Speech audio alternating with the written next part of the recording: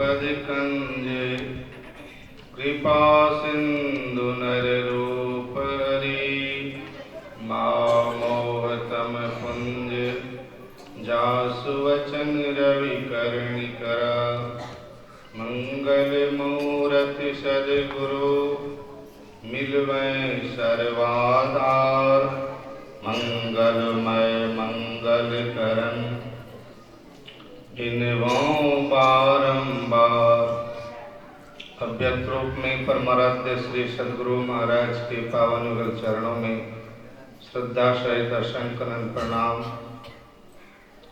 मंचासीन पूज्यपाद आचार्य श्री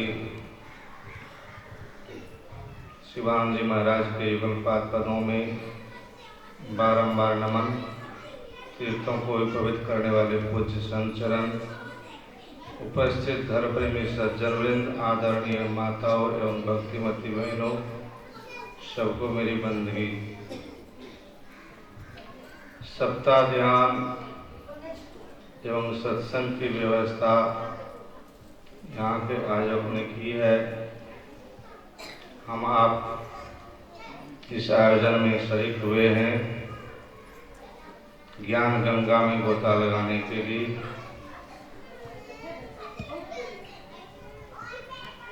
अभी अभी हम आपने प्रसंग व श्रवण किया। भगवान श्री राम को 14 वर्ष वनवास मिला है और वनवास की अवधि बिताने के क्रम में वाल्मीकि मुनि की कुटिया पर पहुँचे हैं और वाल्मीकि मुनि से कहते हैं कि आपको जंगल का सारा अता पता है,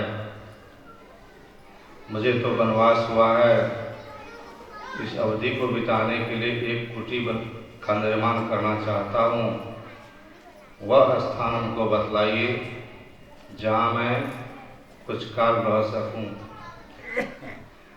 वाल्मीकि मुनि पहुँचे वे महापुरुष हैं, संत हैं, संत से कोई बात छिपी भी नहीं होती है।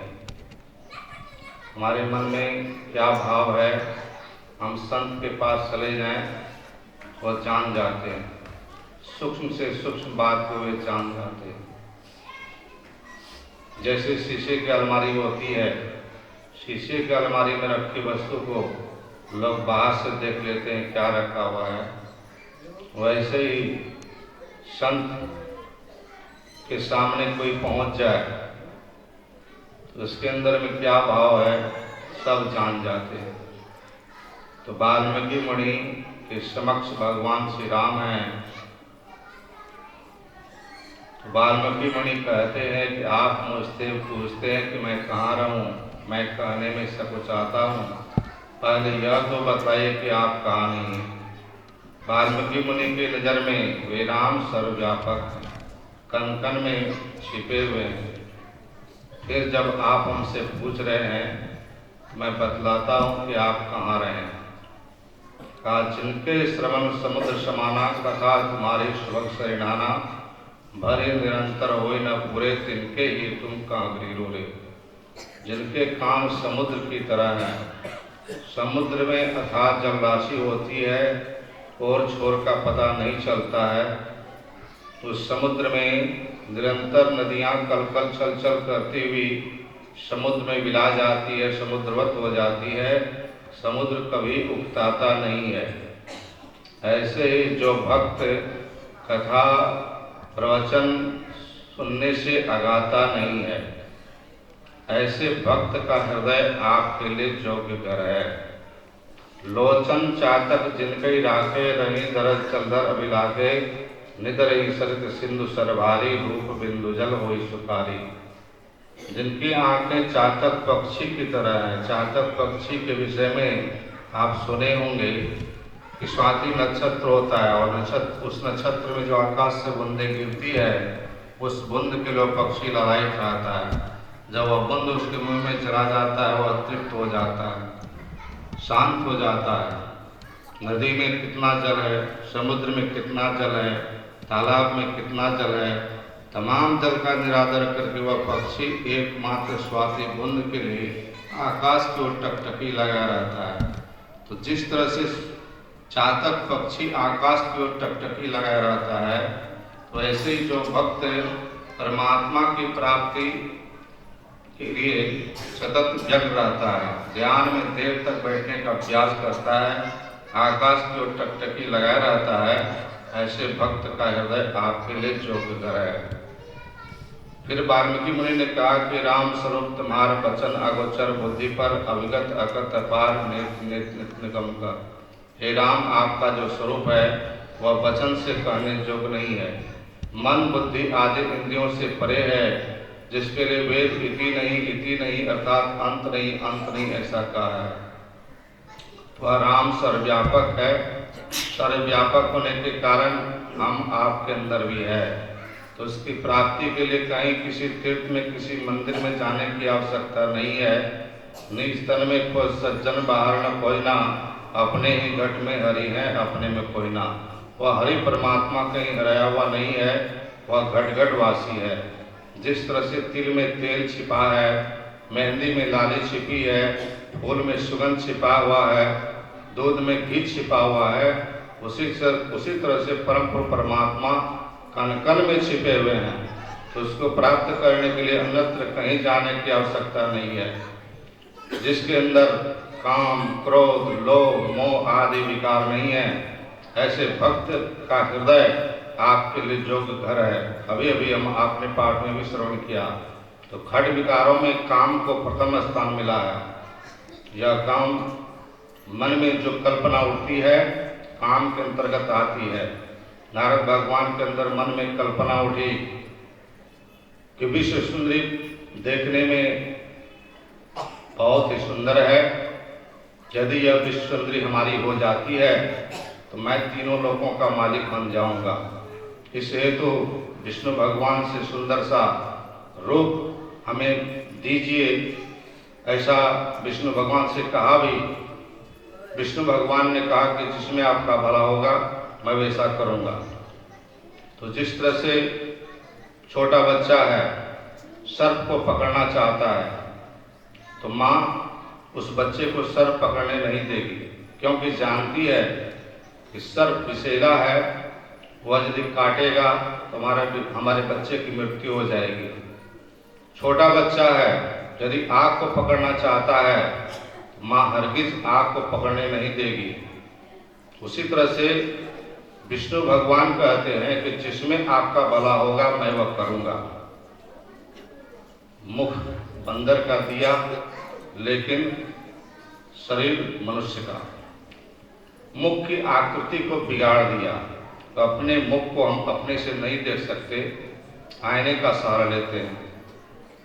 तो सभा के बीच तो बैठा अपने आप को गौरवान्वित महसूस कर रहा है, विष्णु भगवान ने मेरे लिए भला ही किया होगा। सभा के बीच विष्णुवाणी तो आती है लेकिन उसके गले में जयमाला नहीं डालती है। नारद भगवान सोचते हैं देखने में भूल कर गई, वहां से उठ करके दूसरी जगह चले जाते हैं, वहां भी जयमाला गले में वह नहीं डालती। तीसरी जगह जाकर के बैठते हैं, वहां भी विष्णुवाणी आती है लेकिन जयमाला उसके गले में नहीं पड़ता है। विष्णु भगवान सभा के बीच हैं, विष्णुवाणी घूमते घूमते विष्णु भगवान के गले में जयमाला डाल देती है। अब तो नारद आग बबूला हो गए, श्राप दिया कि जिस तरह से नारी के विरह में मैं छटपटा रहा हूँ, विकल हूँ, परेशान हूँ, आप भी नारी के विरह में विकल होइएगा, परेशान होइएगा।